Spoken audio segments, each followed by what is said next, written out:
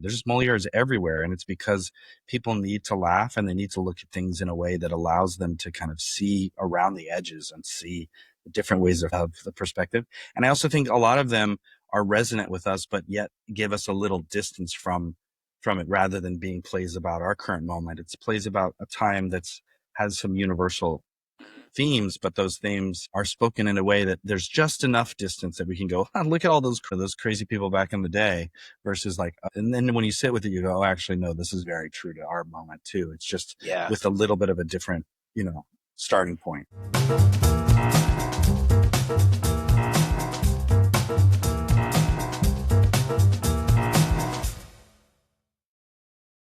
And welcome back to the podcast. We are continuing our Philly Theater Week coverage, and today we are taking a trip to Quintessence Theater Group to talk about Moliere's The Hypochondriac, translated by Sir Ranjit Bolt, I hope I got that right, and directed by Trey Leifert, who is here in the studio with us. Trey, welcome to the podcast. Thank you so much, Darnell.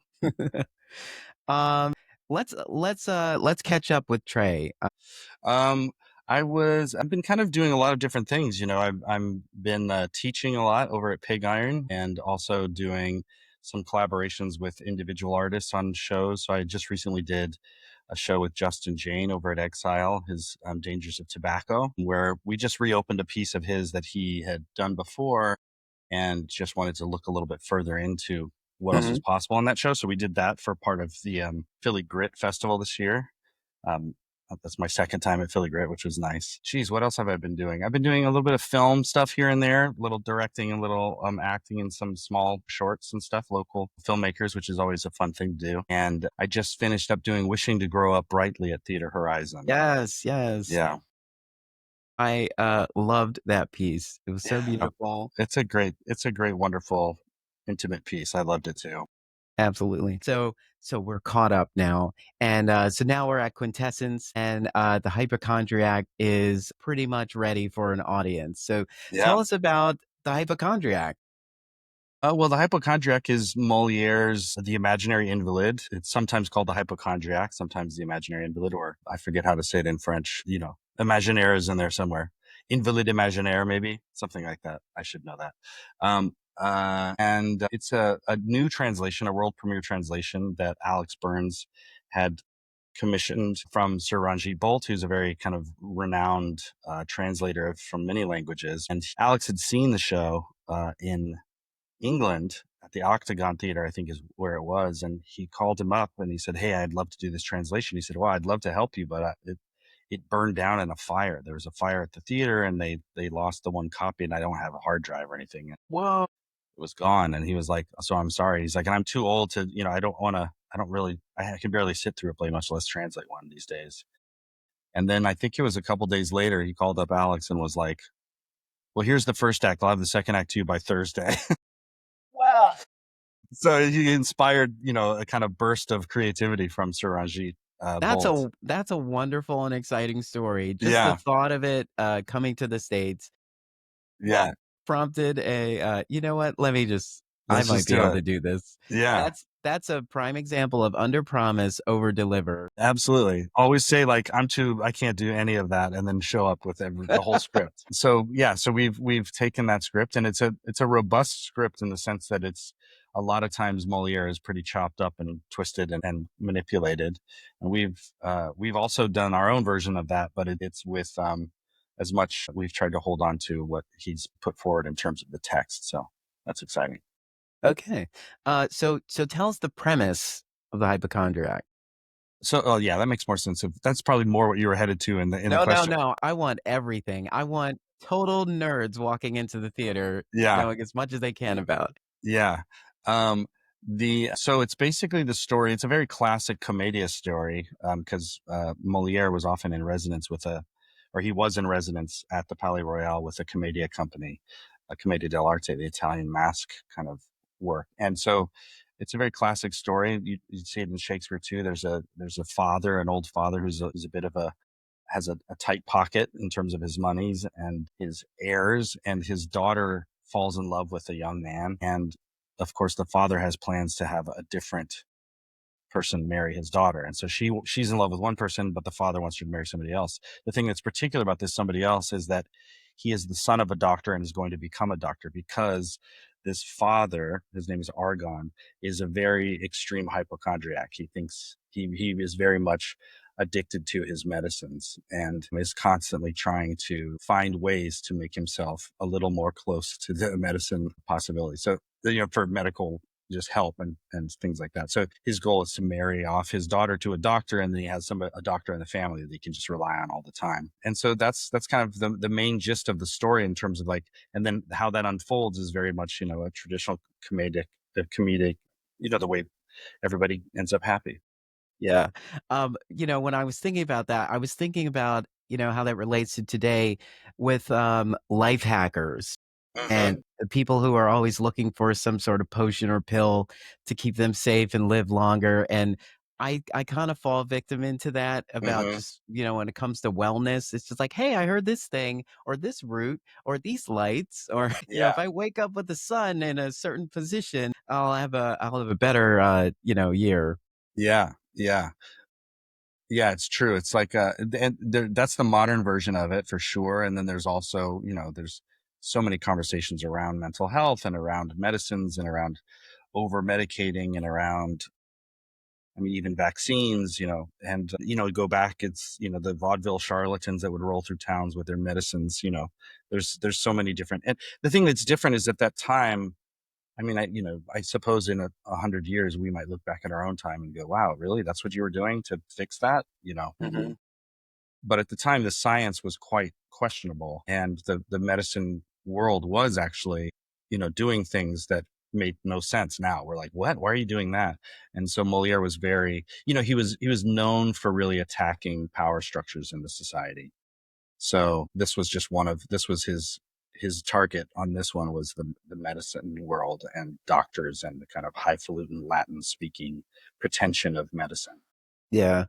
And science and medicine are still kind of questionable now as the resources that we've come to rely on have come into question. And then it becomes very clear that, a figure that we are supposed to kind of by default trust, sees that as an opportunity to sow indecision and deception Yeah.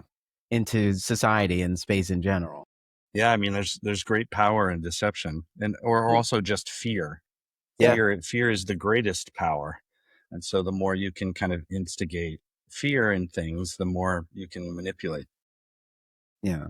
Yeah, What was your first impression of the piece? Did you know it before Alex reached out?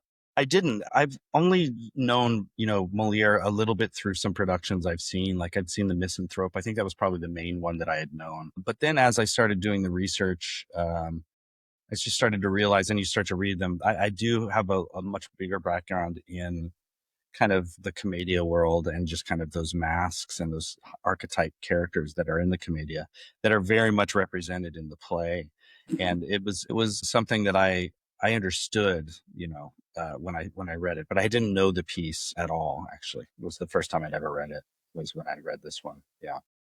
So talk about the earlier conversation in the rehearsal room, and Mhm. like how do you begin to lay out your vision with your cast and crew about how to move forward with this piece.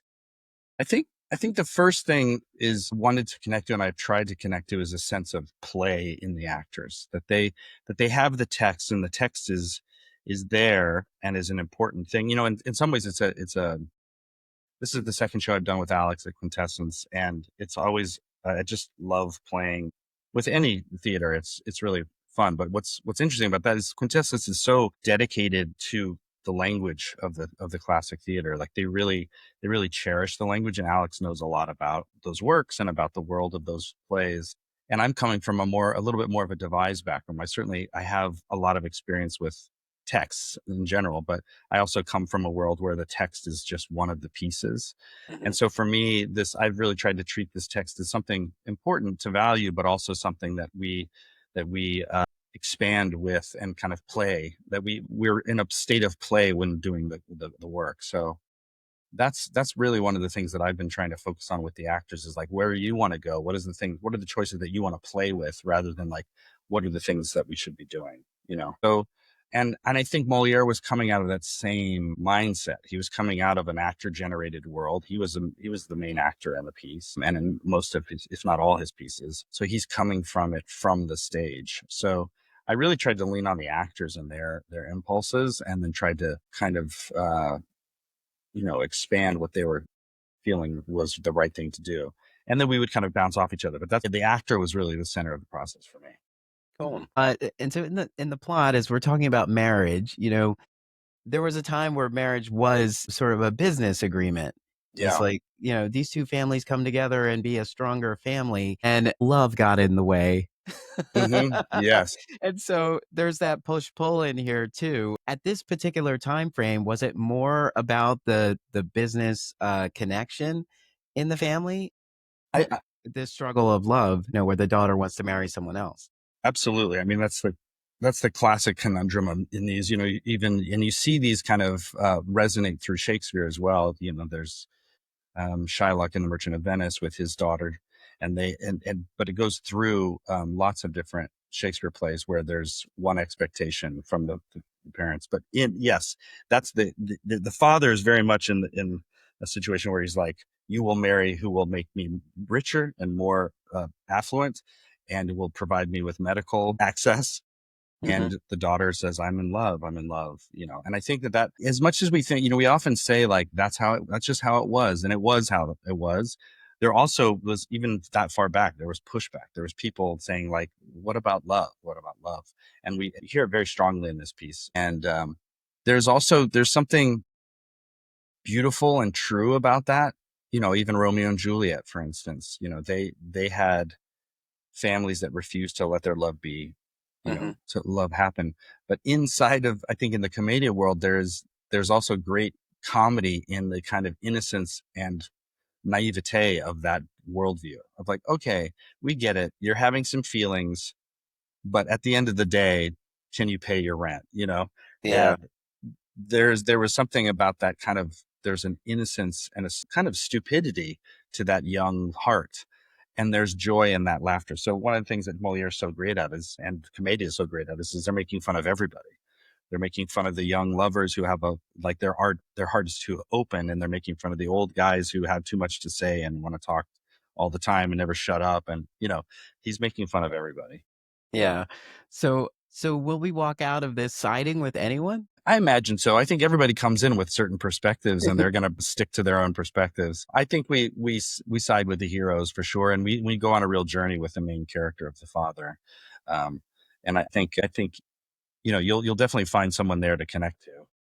Talk about, like, set the scene for us. Talk about what we will see visually, as the production progresses. So this was an interesting thing because the play itself is set in Paris in a grand apartment, kind of salon of this wealthy person, this wealthy Argan, and there's also these interludes in the piece. And the interludes in the piece are these kind of pastoral ballets that they used to do. The king requested Moliere at one point, I'd love to put a little ballet and music into your plays. Can you just make that happen? Thanks so much. It wasn't really the tradition at the time. And so he started collaborating with Lully and a famous choreographer, and they started making these kind of large pastoral interludes between the acts of the play. Those interludes are often cut, but Sir Bolt decided he wanted to keep those in there, and I think interestingly so, and understandably so, because they're immense. They're kind of these grand brown nosing sessions where they just are just saying how much they love King Louis, who was Moliere's his primary patron. And they just, I love Louis. Louis is the best. All the songs are about how awesome Louis is. And normally there's a cut, but I was reading this translation and I was just like, that is insane. When I think about the Trump Kennedy senator, not senator, Trump Trump Kennedy Kennedy Center. Center, Yeah. like I just can't help but see parallels. So I was drawn to setting it rather than in Paris in a kind of Floridian estate. So when you come in, it's not what you would typically see in a Moliere play. We're set it in a beautiful kind of Italianate, um, property that has water features and beautiful gardens and bright sun. It's not a dark, dim Parisian apartment with the windows taped closed because of fear of illness. But there is something about a kind of the Floridian retirement community and the medicinal kind of Mm. infrastructure of Florida in terms of how much medicine is active in Florida because of the older community. And that seemed to me to be a really interesting parallel. And also, we were really drawn to a lot of kind of Floridian images that had a kind of ashen, forgotten quality, a kind of sun bleached sorrow that happens, I think, sometimes. Certainly, there's, things that are well painted and fancy and sparkly, but there's also a lot of stuff that's really kind of tired and worn and ailing, And so that's where the designers and I have kind of started. And then, and I also think for us, the joy of the colors of that really bring comedy to life, which I think, that's what we need. We need a little color in our lives right now, in terms of just like lots of, brightness. And so and it was a surprise to Alex when I kind of brought this to him. He was like, that seems weird. Why would you put this play? I'm like, and I kind of laid out where I was coming from with it. And he was supportive and has been a great collaborator. Great. It's always interesting, we escape into a satire so we can kind of make light of some very serious matters.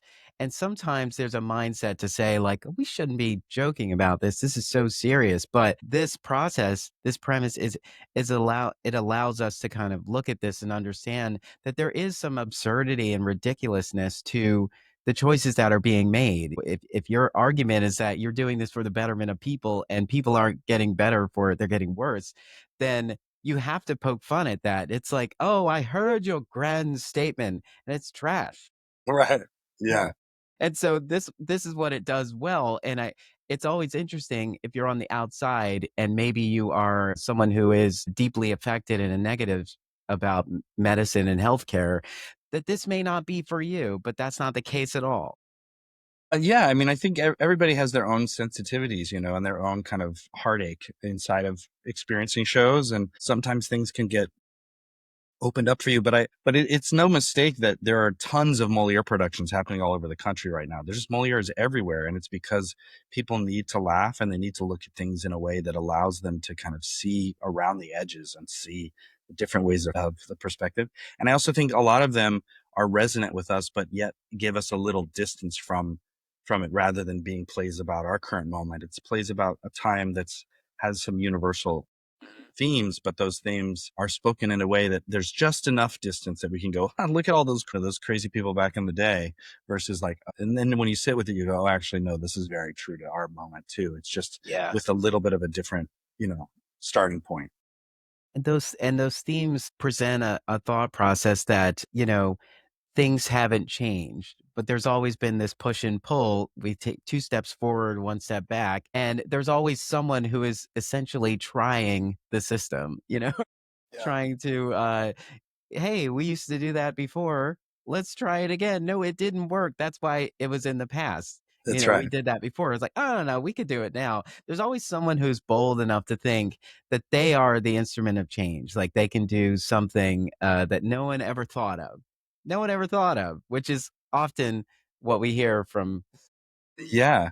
I mean, the it's just a beautiful thing to just think through time, like how much human experience and hearts have been the same. Like that Mhm. we experience things, the elements were different, but the things are true. So in our world, it's prescription drugs and medical pharmacies and kind of that world of medicine. And back then it was enemas. Like there was a fashion of getting enemas all the time. People love to have cleanses and enemas. And so Moliere takes that kind of pretty far. But it's just something that he was responding to at the time, kind of making fun of people's addiction to this kind of wellness culture.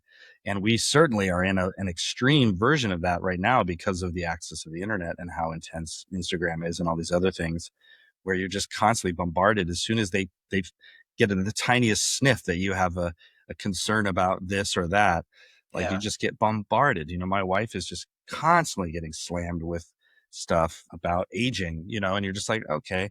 And I'm, whatever you look up one thing, like I have a headache and it's like migraines, blah, blah, and you get thousands of wellness culture things attacking you because there's a lot of money in it.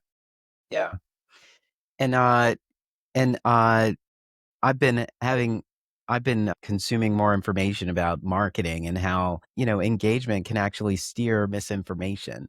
If someone posts something that everyone disagrees on, and they're in the comments like talking about how much they disagree, this is being pushed to the top as something that's popular, but it's not correct. And so They there make money off of that yeah. over every time somebody clicks it and says, this is unbelievable, Mhm. it goes to the top and then they make money.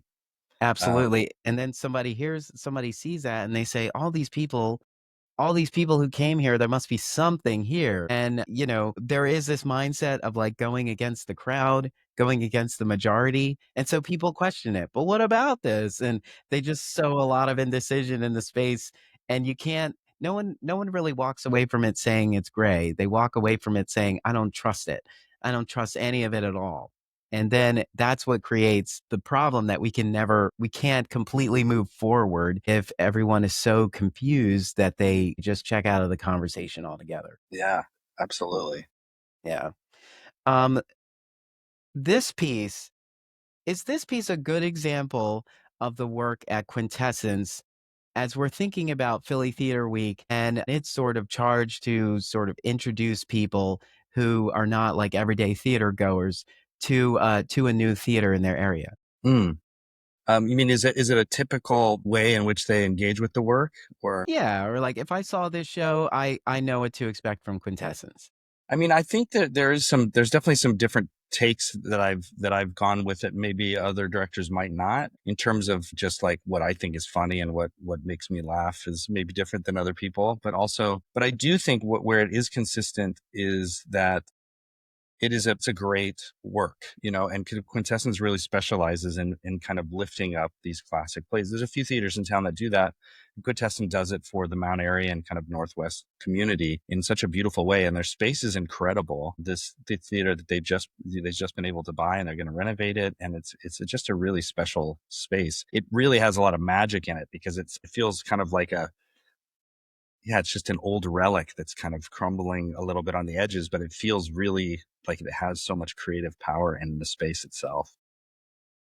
So in terms of them finding this theater, is this the right piece? I can't say what each person needs and what they want.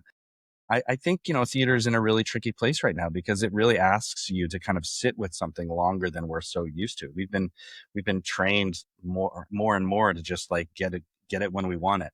Like, I don't want Yeah. that now. I'm going to switch channels. I'm going to swipe. I'm going to go from Netflix to Prime. I'm going to just do Mhm. whatever I want and get what I want. And theater's a lot different. It's like, I'm going to have to sit here in community with other people's experience, and I'm going to have to take in information in a longer arc, and Mhm. so I think Quintessence also celebrates those kind of longer conversations. And so this piece is definitely consistent with that, in that it's not a kind of devised work of 27 minutes.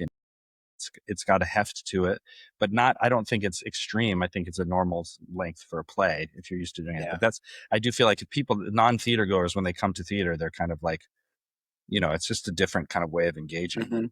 Yeah. And, and it's another testament to the value of live theater. If you're sitting at home watching a movie, quite often, as soon as you cue that movie up, someone has to go to the bathroom. Someone has to Yeah. go to the kitchen and get a snack or something. But in the theater, yes, we have that, but we're being prompted, go get your drinks, go use the bathroom, all that before the show starts. We're going to have an intermission in the moment, but we are really going to sit with this moment and process it as if it is the only thing going on in the world. And that is sort of the beauty of live theater. Yeah. We're shutting out the world while we're sort of making sense of it and Yeah. interpreting it through the conversation we're having on the stage. Yeah, I mean, I feel like, I don't know if it's post-pandemic or anything, but I don't know how many people I've talked to where they're like, yeah, I can't really do movies. I have to do TV shows. And they'll binge 6 in a row, but they can't do the long form of a movie. It's just like, it's too much energy. They have to kind of Yeah. just get these like small packaged bursts, and you're just like, whoa, it's an interesting thing. And the classic works, they didn't have they went for the day or they went for the hours to spend the evening. Yeah. And people still do here as well. I don't want to towards that. I think there's plenty of awesome experiences out there to be had with people that are really appreciative of that kind of work. Yeah. I think these full productions, particularly with Quintessence, like you're pretty much engaged for 2.5 hours almost Hmm. all the time. Hmm.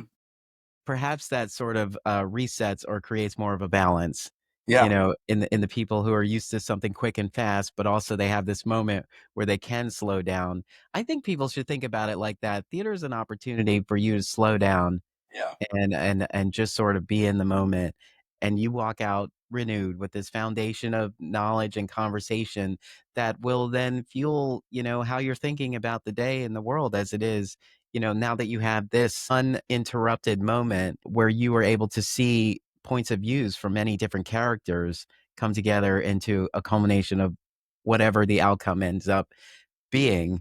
Yeah. I hope people walk in and take that out with them as well, because that is the thing that is so exciting. It's like, I can't wait for my next opportunity to slow down and really engage in a conversation that isn't about me, Yeah. but I can find threads to pull on, as I take this into the world with me.